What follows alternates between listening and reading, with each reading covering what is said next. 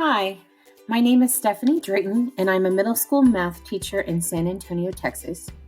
This is my research study, Student Thinking and Real-World Problem Solving. I'd like you to take a moment to read through this comic story here.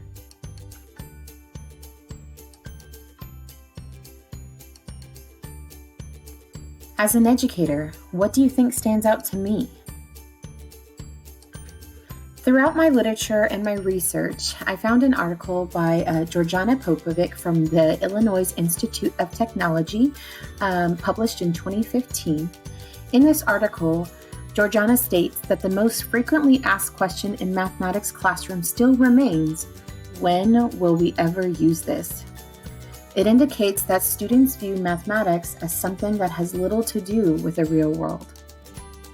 As this comic portrays, there is this generational misconception that mathematics has not in the past or will not in the future be useful in the real world other than for in the mathematics classrooms. So as a middle school math teacher, the problem that I sought out to resolve was that students in middle school math, predominantly students in middle school math, are not able to apply and transfer their learning into real-world mathematics problem situations and questions. By questions, I mean, rather than explicit questions that ask what is the slope and the y-intercept, more real-world applicable situations. What is the slope in this real-world story? What is the y-intercept in this real-world story? So the topic of my research was to dive into the use of different instructional strategies to measure their impact on student abilities to solve these novel and real-world mathematical problems. A theme that resounded throughout my research and the literature review was this idea that mathematics education has become an assembly line. You can see the quote below, "If you want to change the world, we have to change the metaphor." What is meant here is that throughout history, there has been some institutional norms as well as those generational norms that have become prevalent in mathematics instruction. This idea of a gradual release, I do, then we do, then you do. This style of instruction promotes mimicking, which has its benefits in the short term, but does not promote long-term, in-depth learning. In my search to find instructional strategies that could promote that long-term, in-depth learning, I came across this text, Building a Thinking Classroom in Mathematics by Peter Liljedahl. This book is what guided the rest of my research. In this book, you can see Peter Liljedahl points out 14 different teaching practices for enhancing learning. The premise behind this book and Peter Liljedahl's research is that students need to move from this idea of mimicking teachers in mathematics instruction and being able to actually think and apply their knowledge into problem solving. Peter scaffolds the movement towards this thinking classroom for teachers by suggesting that you start with the first 3 strategies. So in my research, I implemented these 3 strategies that you see listed below. Instructional strategy 1, think about the types of tasks that you are going to present to your students. The move here is going from a curricular task and transitioning to either a non-curricular or a scripted curricular task. This means moving away from those activities or lessons that have students mimicking some procedural to-do checklist, and now leaving it more open-ended for them to take multiple pathways to get to a final solution. Instructional strategy number 2 is all about the grouping of students. Peter Liljedahl pushes for teachers to create visibly random groups of 3. 3 being the most ideal number of students for collaboration, and making these groupings visibly random so that students can see that every day groups are made randomly instead of predetermined by the teacher. This gives students more comfort into working with everybody in the classroom, giving them several different perspectives and allowing them to expand on their knowledge. The third instructional strategy Peter refers to as VNPSs, or vertical non-permanent workspaces. I like to call this the whiteboard. But in my research and exploration throughout this book and the utilization of its strategies in the classroom, I have found social media groups where teachers have used their windows or the plexiglass from COVID and virtual learning as their VNPSs.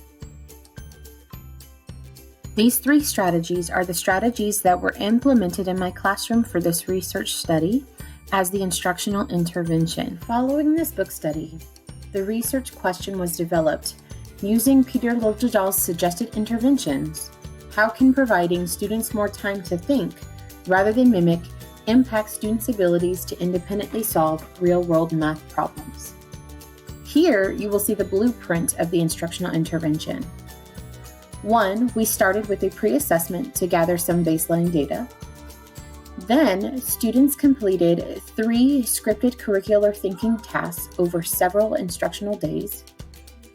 Before closing out the unit with a post-assessment, students then completed a group and individual synthesis. Finally, we completed the post-assessment so that way we can measure change and how these thinking strategies impacted students' abilities. Here you see the results of the pre- and post-tests from the instructional intervention. On average, student achievement was lower on their pre-test with a mean average of 40.1 than on their post-test with a mean average of 70.3.